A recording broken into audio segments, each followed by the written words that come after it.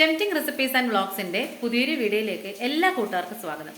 ഇന്നത്തേതുണ്ടല്ലോ ഒരു ഫയർലെസ് റെസിപ്പിയാണ്, ഹെൽത്തി റെസിപ്പിയാണ്, വളരെ കുറച്ച് ചേരുവകൾ കൊണ്ടുണ്ടാക്കുന്ന ഒരു റെസിപ്പിയാണ്. അപ്പോൾ എപ്പോഴും പറയുന്ന പോലെ തന്നെ ചാനൽ ഇഷ്ടപ്പെടുകയാണെന്നുണ്ടെങ്കിൽ ഒന്ന് ലൈക്ക് ചെയ്യുകയും ഷെയർ ചെയ്യുകയും കമൻറ്റ് ചെയ്യുകയും സബ്സ്ക്രൈബ് ചെയ്ത് സപ്പോർട്ട് ചെയ്യുകയും ചെയ്യണം. നമ്മുടെ എല്ലാ വീഡിയോസും മുടങ്ങാതെ കാണുകയും വേണം. അപ്പോൾ താമസിക്കുന്നില്ല, നമുക്ക് നേരെ വീഡിയോയിലേക്ക് തന്നെ പോവാം.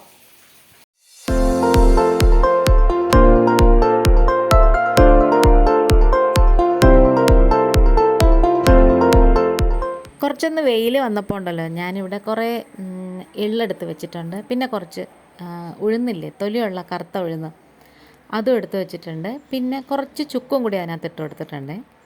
പിന്നെ മിക്സിയുടെ ജാറ് കഴുകിയിട്ട് ഉണങ്ങാൻ വേണ്ടിയിട്ട് അതും കൂടി വെയിലത്ത് കൊണ്ട് വെച്ച് കൊടുത്തിട്ടുണ്ട്. ഇത് ഭയങ്കര സിമ്പിളായിട്ട് ചെയ്യാൻ പറ്റുന്ന ഒരു റെസിപ്പിയാണ്.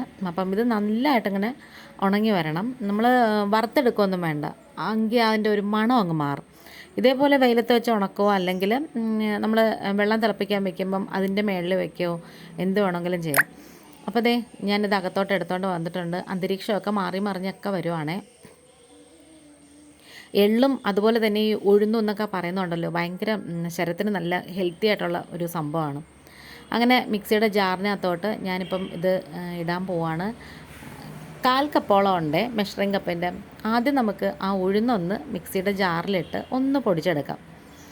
തരിതരിപ്പായിട്ടൊന്നുമല്ല പൊടിക്കേണ്ടത്, ഇച്ചിരി ഒന്ന് ഫൈനായിട്ട് തന്നെ പൊടിക്കണം. അത് കഴിഞ്ഞിട്ട് നമുക്കിതൊന്ന് തുറന്ന് നോക്കാം. ഇപ്പോൾ ദേ ഏകദേശം ഞാൻ ഒന്നും കൂടെ കറക്കി എടുത്തിട്ടുണ്ട്. അപ്പോൾ നല്ലതായിട്ട് ഇങ്ങനെ പൊടിഞ്ഞു വന്നിട്ടുണ്ട്. അപ്പോൾ ഇതിൽ ശ്രദ്ധിക്കേണ്ട കാര്യം, തൊലി ഉള്ള ഉഴുന്ന് തന്നെ എടുക്കണം. പിന്നെ നമുക്ക് വേണ്ടത് ശർക്കരയല്ല, കരിപ്പട്ടിയാണ് ശർക്കരയെക്കാളും കുറച്ചും കൂടെ ഹെൽത്തി ആയിട്ടുള്ളത്. ഇനി അതൊക്കെ കഴിഞ്ഞിട്ട് ഞാനിപ്പം 1/2 കപ്പോളം നെകക്ക കരിപ്പട്ടി ചീകിയത് എടുത്തിട്ടുണ്ട്. ഇതിപ്പം കല്ലൊന്നും ഇല്ലാത്ത നല്ല ഇനം കരിപ്പട്ടിയാണ്, നമ്മൾ സ്ഥിരം മേടിക്കുന്ന ടൈപ്പാണ്.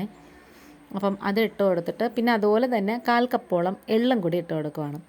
ഇനി ഇത് ഒന്നും കൂടി ഒന്ന് അരച്ചെടുക്കണം. ഇനി നമ്മൾ അരച്ചെടുക്കുമ്പം ഭയങ്കരമായിട്ട് അങ്ങ് പൊടിഞ്ഞൊന്നും വരണ്ട. പിന്നെ കുറച്ച് കപ്പലണ്ടിയും കൂടി ഇട്ട് കൊടുക്കാം.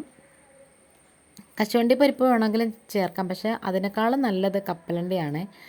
അത് ചേർത്ത് കഴിഞ്ഞാൽ നമുക്ക് ഒരുപാട് ഫൈനായിട്ട് പൊടിക്കാൻ പാടില്ല, ഇച്ചിരി തരിതരിപ്പ്, കാരണം നമ്മൾ ഇടയ്ക്കൊന്ന് കടിക്കാൻ കിട്ടണം, അതിന് വേണ്ടിയിട്ടാണ്. ഇനി ഇതെല്ലാം കൂടി വലിയൊരു പാത്രത്തിൽ ഇട്ട് കൊടുക്കാം. എന്നിട്ട് നമുക്കിതിലേക്ക് നല്ല പച്ച തേങ്ങ തിരുമിയത് ചേർത്ത് കൊടുക്കാം. നിങ്ങൾക്കിത് കുറച്ച് ദിവസത്തേക്ക് വെച്ചേക്കണമെന്ന് ആഗ്രഹം ഉണ്ടെങ്കിൽ തേങ്ങ ജസ്റ്റ് ഒന്ന് മൂപ്പിച്ച വെള്ളം വലിയുന്നത് വരെ ഒന്ന് മൂപ്പിച്ചെടുക്കണം. പിന്നെ അതുപോലെ തന്നെ കരിപ്പട്ടി ഉണ്ടല്ലോ, അത് ഒന്ന് ഉരുക്കിയിട്ടൊക്കെ എടുക്കണം. ഇതിപ്പം പെട്ടെന്ന് കഴിക്കാൻ വേണ്ടിയിട്ടായതുകൊണ്ടാണ് ഇങ്ങനെ ചെയ്യുന്നത്. ഇനി ഇതെല്ലാം കൂടി നന്നായിട്ട് ഇങ്ങനെ തിരുമ്മി നല്ലോണം ഇങ്ങനെ ഒന്ന് ബ്ലെൻഡായിട്ട് വരണം, നല്ലോണം യോജിച്ച് വരണം.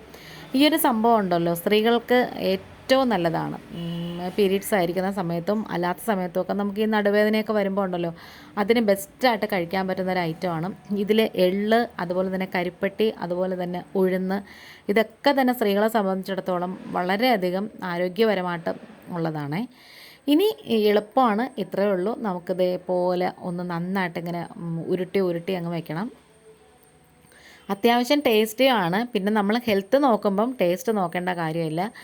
ഉഴുന്നിൻ്റെ ഒരു ചെറിയൊരു ചുവപ്പുണ്ടല്ലോ, അത് ചെറുതായിട്ട് കാണും, എങ്കിലും കുഴപ്പമില്ല.